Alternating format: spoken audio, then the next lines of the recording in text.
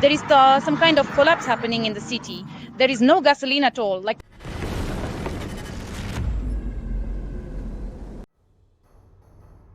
former military leader of the Donbass Russian separatists, Igor Girkin-Strelkov, has published another letter from prison. Why Igor Girkin's prison letters matter. He is one of Putin's own warlords who is openly declaring Russia's war in Ukraine a failure. Who is Girkin? What does he say? And why will he probably die in prison? Well, see that later. So in his letter, Girkin says, "The current format of the special military operation has exhausted itself and no longer makes it possible to achieve a military political victory over so-called Ukraine. This is indirectly confirmed by Moscow's desire to reach an agreement on future borders. The refusal to hold on to the territories of Kherson and Zaporizhia, which according to the constitution belong to the Russian Federation, is clear proof that the Kremlin cannot resolve the issue decisively on the battlefield in our favor. Tactical successes achieved at the cost of enormous sacrifices at the front cannot serve as confirmation of our overall success. Most likely, Moscow harbors illusions that Kiev will be forced to cede the remaining territory of Donbass. But the problem is as follows. Kiev will not make any concessions until its army is defeated. The current format of the SVO and the present state of our armed forces do not allow Ukraine's army to be defeated. Therefore, we face a dilemma. Either prepare for capitulation or change the format of the SVO and begin a total war to destroy so-called Ukraine.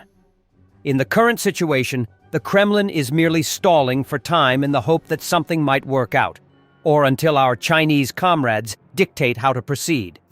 I am convinced that without a personnel revolution we cannot win this war, even if we change the format of the SVO, because the people who have ruined everything over the past 3.5 years will be even less capable of achieving anything if a total war begins. Leaving everything as it is now is doomed to catastrophe. And why Igor Girkin's prison letters matter. One of Putin's own warlords is openly declaring Russia's war in Ukraine a failure. Who is Girkin? What does he say? And why will he probably die in prison? Girkin, aka Strelkov, isn't just another prisoner. He's a former FSB officer, one of the architects of Russia's 2014 invasion of Ukraine, commander of Donbass separatists, word used loosely, and tied to the MH17 shootdown that killed 298 civilians. Why his words matter. From prison, Girkin writes that Russia's SMO has failed. Moscow can't defeat Ukraine, can't hold Kherson or Zaporizhia, and faces either capitulation or total war. That's open defiance of Kremlin propaganda. Girkin is a nationalist, not a liberal critic. Girkin is no opposition Democrat. He's a hardline nationalist who once led the war to carve up Ukraine. When he says the war is doomed, it pierces straight through the Kremlin's lies, pointing out Putin is failing. In today's Russia, even ultra-hawks can't criticize the war. The Kremlin tolerates no dissent. Girkin's blunt honesty crossed Putin's invisible line. And that's a death sentence in itself, like Yevgeny Prigozhin and Navalny before him. Russian jails are silent execution chambers. Accidents, sudden illness, torture, or poisoning are the regime's way of erasing critics. Girkin himself admits he may not survive. Girkin once served Russia's imperial project. He even admitted to rounding up Crimean deputies at gunpoint during Russia's takeover of Crimea. Now he's trapped by the very system he helped build. His prison letters expose not only Russia's military failures, but Putin's fear of the truth. That's why Igor Girkin will likely die in prison. And the oil crisis in Russia continues. In Taganrog, the operator says that he drove around 5 gas stations and there is no gas anywhere. Then she says that this is a collapse like it was during the USSR. There is some kind of collapse happening in the city.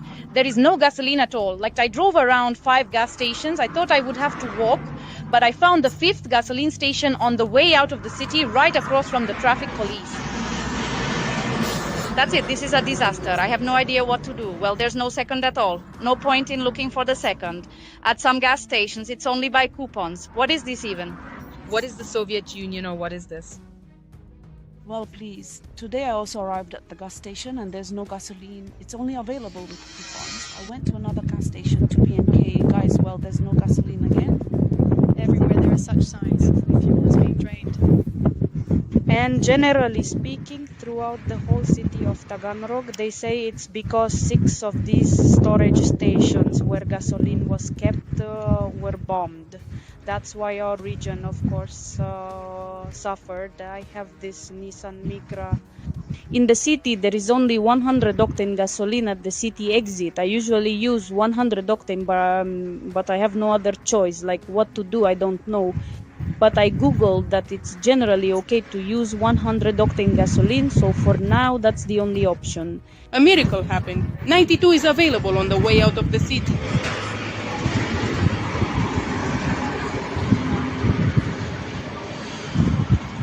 Russia's BMD-4M is virtually defenseless against FPV drones and prone to exploding spectacularly when hit. This is being blamed on outdated requirements for the vehicle to be air-droppable and amphibious, which its own makers admit have left it virtually devoid of armor. The BMD-4M was designed in 2008 for the Russian Airborne Troops 5DV. It has performed poorly during the Ukraine war, with at least 176 vehicles lost. Much of the blame has fallen on the very thin aluminum alloy hull armor. Soldiers have attempted to improve the armor themselves by adding cages to the roofs of the BMD-4Ms, where the armor is only 5 to 6 millimeters thick. This has not been very successful due to the armor everywhere else only being thick enough to withstand bullets and shell splinters.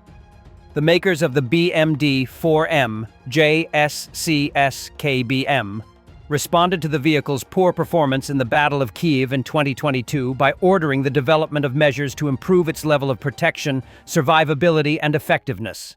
A leaked report states, "The relevance of this work is due to the mass use of the BMD-4M in a special military operation, SVO. From the first days of the SVO, they have been providing fire support to units of the Russian airborne forces. They were first seen in March in battles in the suburbs of Kyiv. However, the characteristics of the basic model raise many questions, which became especially acute during the SVO. In particular, due to the need to maintain the ability to parachute from transport aircraft, the vehicle is virtually devoid of armor, which makes it vulnerable in modern combat conditions. BMD-4MS, damaged in the 2022 Russian offensive in southern Ukraine, were taken to a collection point at Jankoy in occupied Crimea, where an engineer named I.A. Shadrin carried out an analysis of the main combat damage to the vehicles. Based on the data obtained, the team of authors developed and approved a scheme for retrofitting the vehicles with additional protection.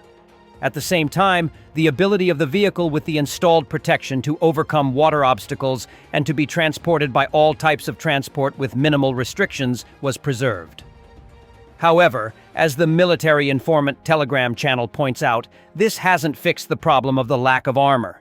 Unfortunately, once again, the developers were constrained by the need to consider the vehicle's air transportability and buoyancy when, in actual combat, it cannot be air transported or floated, which naturally affected the level of additional protection. It is obvious that with such constraints, it is impossible to introduce any serious additional armor or armored protection. So all that was possible was thin add-on armor and grills.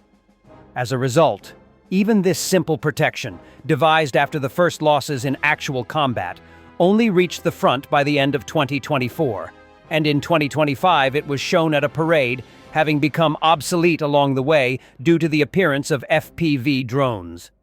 BMD-4MS, with large factory-provided anti-drone umbrellas for protection against airdropped munitions, have been spotted at the front, but as the author notes, this is not of much use against FPV drones. Military informant comments that modern combat operations have shown that even with minimal air defense capabilities on the part of the enemy, large-scale parachute assaults with equipment are impossible. No large-scale crossings of water obstacles are carried out without the establishment of fixed crossings. As a result, amphibious and landing vehicles do not float or land in real conditions. but are forced to perform combat tasks on a par with their more armored and better designed counterparts.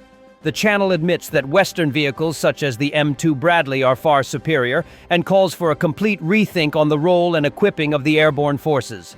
For parades and exercises? No thank you. Either we transform the airborne forces into elite motorized rifle units with heavy equipment, or we finally lighten them for helicopter assaults and raid operations behind enemy lines. Only after we have come to understand how we are going to build our army based on the experience of the current war, should we begin developing post-war infantry fighting vehicles. Otherwise, we will simply end up with another BMP-4 and BMD-5M, which will have a set of irrelevant characteristics, but again will not be able to perform their main tasks on the battlefield, protecting the infantry and providing fire cover. And we will enter a new war with the same mistakes under our feet. Thanks for watching, and don't forget to subscribe. Also, if you want to support Warthog Defense, please become our member and get early access to new videos, exclusive members-only videos, and become administrator in comments section. The membership link is in the description. Rescues every day. We had a guy last week at 6 rescues in 6 days. You know, he's doing the job every day.